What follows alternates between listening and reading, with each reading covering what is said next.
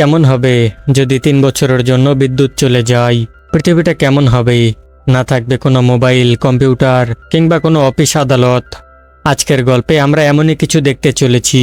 আমাদের জীবনেরই একটা অংশ হচ্ছে বিদ্যুৎ। সেই বিদ্যুৎ ছাড়া আমাদের জীবনটা কেমন হবে সেটাই দেখতে চলেছি আজকের গল্পে। জাপানের টোকিও শহরে সবাই নিজেদের কাজে ব্যস্ত। এই শহরে ইউশি নামের এক লোক তার পরিবার নিয়ে বাস করে। তার পরিবারে 4 জন সদস্য, স্ত্রী মিসুই, আর ছেলের নাম কেনজি এবং মেয়ের নাম ইউ। কেনজি আর ইউ সারাক্ষণ তাদের ফোন নিয়ে ব্যস্ত থাকে, আর তাদের বাবা অফিস থেকে এসে টিভি দেখে। মিসুই রান্না করছে। তাদের পরিবারের সবাইকে দেখে খুব ভালোভাবে বোঝা যায় তারা সবাই টেকনোলজির উপর খুব বেশি ডিপেন্ডেন্ট। তাদের বিনোদনের মাধ্যমে যেন এই মোবাইল আর কম্পিউটার। কখনোই নিজেদেরকে সময় দেওয়া বা কোথাও ঘুরতে যাওয়া, এই কাজগুলো তারা করে না। তারা এক বাসায় থেকেও যেন একে অপরের থেকে অনেক আলাদা। পরের দিন সকালে ইউশির ঘুম ভাঙতে একটু দেরি হয়ে যায়, কারণ আজকে অ্যালার্ম ঠিক সময় বাজেনি। তার এখন অফিসে যেতে হবে, কিন্তু কয়টা বাজে সেটা সে দেখতে পারছে না, কারণ পুরো বাসায় বিদ্যুৎ নেই। আর বর্তমান সময়ের ঘড়িগুলো বিদ্যুতের মাধ্যমেই চলে। এইদিকে সবচেয়ে অবাক করার বিষয় হলো, বিদ্যুৎ না থাকলে তো আইপিএস চলার কথা, কিন্তু আইপিএসও কাজ করছে না। এদিকে ইউ ঘুম থেকে উঠে তার ফোনটা হাতে নিয়ে দেখে সেটা বন্ধ হয়ে পড়ে আছে। বিদ্যুৎ না থাকার কারণে গরমে তাদের অবস্থা একেবারে নাজেহাল। ইউশি এই অবস্থায় বিদ্যুৎ অফিসে ফোন করার চেষ্টা করে, কিন্তু ফোন করতে পারে না, কারণ সেটাও তো বিদ্যুতের মাধ্যমেই চলে। এরপর ছেলেমেয়েরা স্কুলের উদ্দেশ্যে বেরিয়ে পড়ে, আর তাদের বাবা অফিসের উদ্দেশ্যে। কিন্তু তারা রুম থেকে বের হলে লিফটের কাছে এসে দেখে সেখানে অনেক মানুষ ভিড় জমে আছে। তারা সেখানে এসে জানতে পারে শুধু তাদের অ্যাপার্টমেন্টই নয়, বরং পুরো বিল্ডিংয়েই এই রাত থেকে বিদ্যুৎ নেই। এদিকে জেনারেটরও কাজ করছে না, তাই তারা এত উঁচু বিল্ডিং সিঁড়ি বেয়ে নিচে নেমে আসে। এতক্ষণে ইউশির অফিসে যেতে অনেক লেট হয়ে গিয়েছে। সে দ্রুত বেরিয়ে পড়ে স্টেশনে যাওয়ার উদ্দেশ্যে, কিন্তু সেখানে ঘটে আরেক ঘটনা। সে দেখতে পায় সেখানেও প্রচুর মানুষের ভিড়, কিন্তু কোনো ট্রেন চলছে না। খোঁজ নিয়ে জানা যায় কোনো ট্রেনই তাদের গন্তব্যস্থল থেকে আসতে পারেনি, কারণ বর্তমান প্রযুক্তিতে বিদ্যুৎ ছাড়া কোনো ট্রেনই চলে না। তাই সেগুলো শহরের বিভিন্ন জায়গায় থেমে আছে। কিন্তু কি আর করার, অফিসে তো যেতেই হবে। তাই কোনো উপায় না পেয়ে ইউশিকে পায়ে হেঁটেই অফিসের দিকে যেতে হচ্ছে। এত কিছুর মধ্যেই শুধুমাত্র কেনজি ঠিকমতো স্কুলে যেতে পারছে, কারণ সে সাইকেলে যাতায়াত করে। সে যাওয়ার সময় হঠাৎ করেই সাইকেলটা থামিয়ে চারপাশটা দেখতে থাকে। শহরের এমন অবস্থা সে আগে কখনোই দেখেনি। আশেপাশের মধ্যে কেমন একটা অস্থিরতা কাজ করছে। সবাই পায়ে হেঁটে নিজেদের গন্তব্যের দিকে যাচ্ছে। এদিকে হেঁটে হেঁটে ইউশি অফিসে চলে আসে। সে ভাবে শুধুমাত্র তারই হয়তো অফিসে পৌঁছাতে দেরি হয়েছে, কিন্তু না, সে অফিসের সামনে গিয়ে দেখতে পায় প্রায় সবারই একই অবস্থা। এদিকে অফিসের দরজা অটো সিস্টেমে খোলে। বিদ্যুৎ না থাকার কারণে দরজা খোলা সম্ভব হচ্ছে না, আর দরজা খুলতে না পারলে তারা অফিসে ঢুকতেও পারবে না।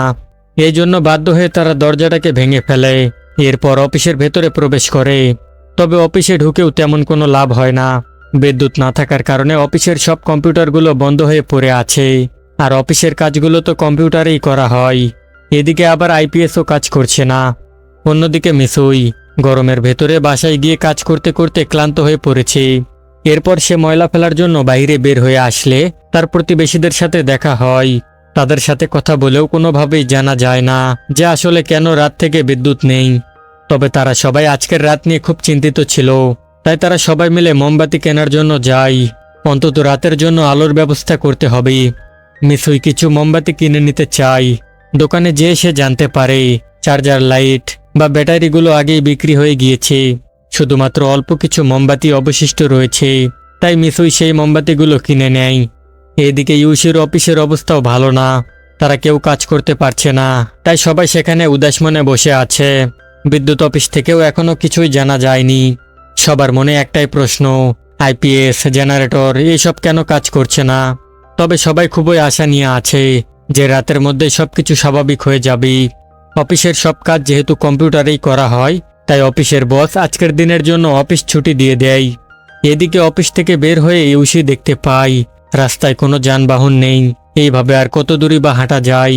তাই সে একটা সাইকেল কেনার সিদ্ধান্ত নেয়, কিন্তু সাইকেলের দোকানে গিয়ে সে দেখতে পায় সাইকেলের দাম একেবারে আকাশ ছোঁয়া।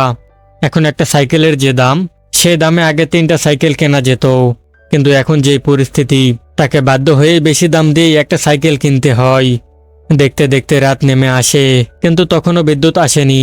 ইউসিরা সব মোমবাতি জ্বালিয়ে দেয়, আর মোমবাতির আলোতেই তারা রাতের খাবারটা খেয়ে নেয়। টয়লেটে ফ্লাশ হচ্ছে না, ট্যাপে পানি নেই। এমন পরিস্থিতি থাকলে কালকেই তাদের পানি কিনে আনতে হবে। সবাই যার যার রুমে বসে আছে, কারণ করার মতো তেমন কিছুই নেই। তারা সবাই বেলকনিতে দাঁড়িয়ে চাঁদ দেখে আর একে অপরের সাথে গল্প করে। এমন সময় তারা আগে কখনোই কাটায়নি। এইভাবে বিদ্যুৎ ছাড়া 2 দিন পার হয়ে যায়। বিদ্যুৎ না থাকায় অ্যাপার্টমেন্টের অবস্থা একেবারেই খারাপ। ওয়াশিং মেশিন বন্ধ, ক্লিনারও বন্ধ। শুধুমাত্র 3 দিন বিদ্যুৎ না থাকায় তাদের লাইফস্টাইল একেবারে চেঞ্জ হয়ে গিয়েছে। স্কুলগুলোতেও ঠিকমতো পড়াশোনা হচ্ছে না। অনেকের বাসা দূরে হওয়ার কারণে তারা স্কুলে আসায় বন্ধ করে দিয়েছে। এদিকে অফিসে জানিয়ে দেওয়া হয়, যতদিন পর্যন্ত বিদ্যুৎ না আসে ততদিন পর্যন্ত অফিস বন্ধ থাকবে। ইউসি একটা বেসরকারি অফিসে কাজ করে, তাই সে তার বসকে জিজ্ঞেস করে, অফিসে না আসলেও আমরা কি আমাদের স্যালারিটা পাবো? তখন বস তাকে বলে, যেহেতু অফিস এখন একদমই অচল হয়ে পড়ে আছে, তাই এই মুহূর্তেই তাদের পক্ষে সম্ভব না সবার স্যালারি দেওয়া। এইসব শুনে ইউসি অনেক চিন্তায় পড়ে যায়। সে বুঝতে পারছে না সামনে আরো কি বিপদ তার জন্য অপেক্ষা করছে।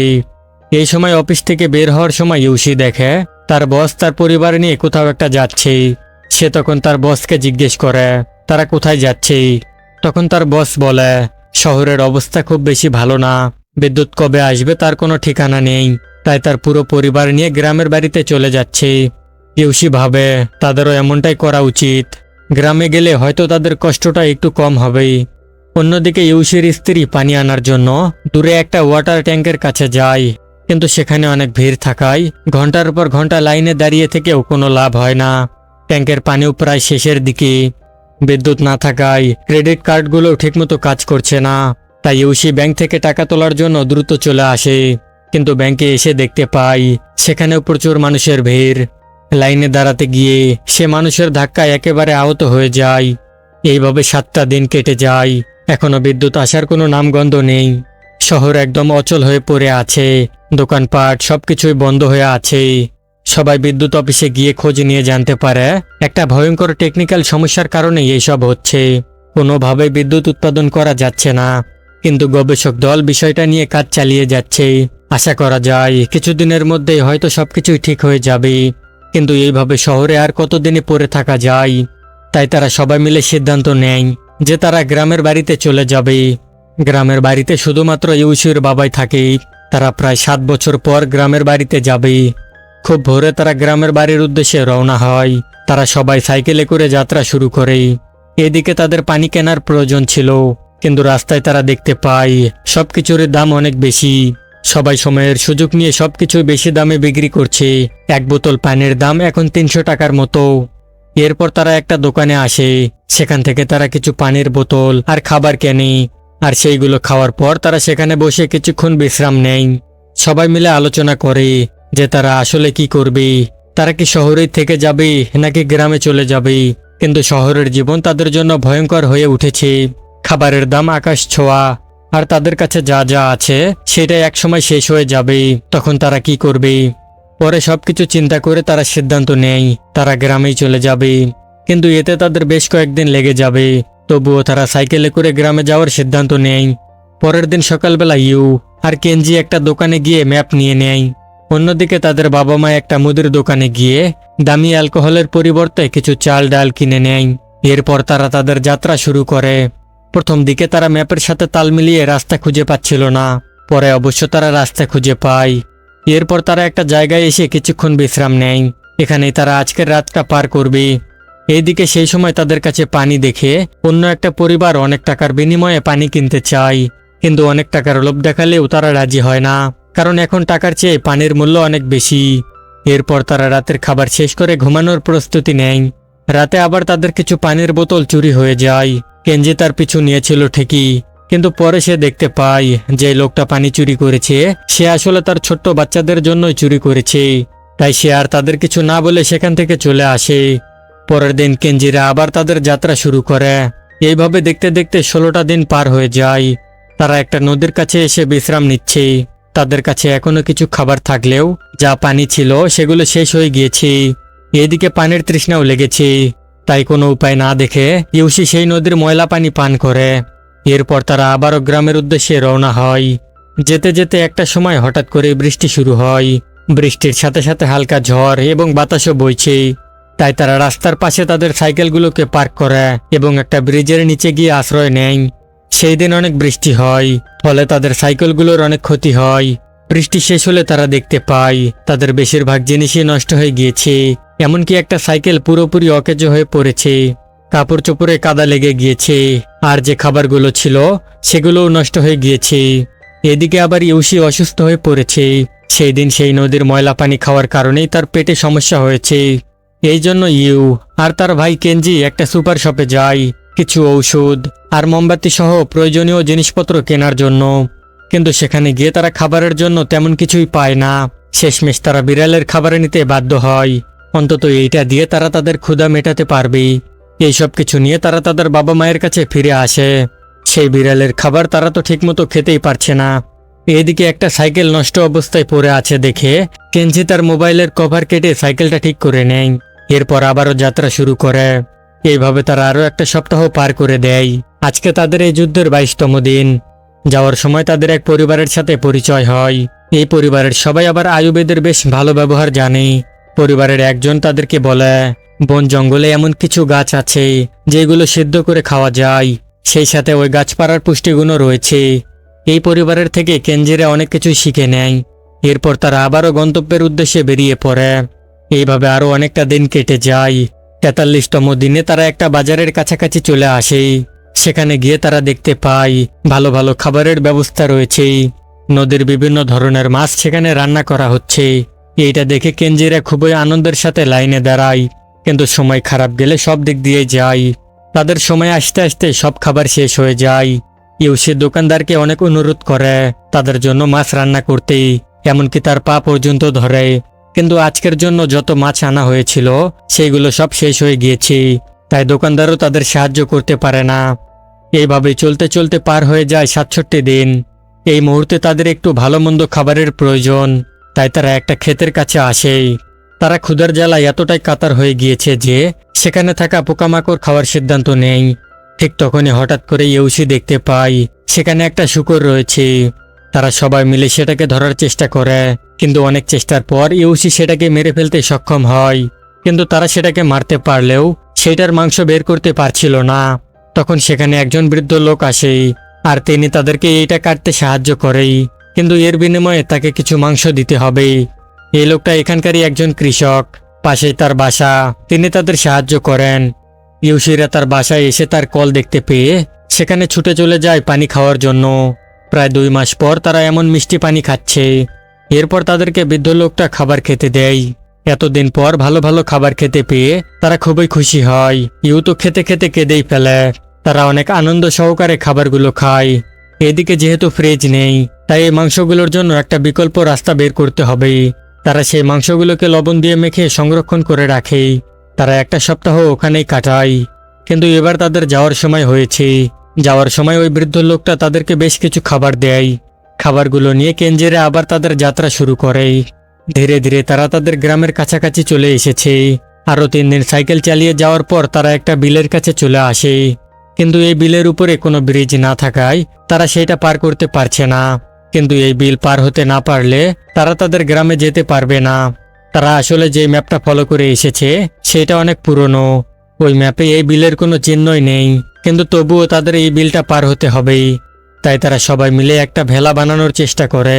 একটা সময় পরে তারা বেশ কিছু কাঠ এবং বিভিন্ন জিনিসপত্রের সাহায্যে একটা ভেলা বানিয়ে ফেলে। আর এই ভেলাতে করে তারা বিলটা পার হওয়ার চেষ্টা করে। একটা সময় পর তারা বিলের ওপারে চলে আসে, কিন্তু তখনও তাদের কাজ শেষ হয়নি।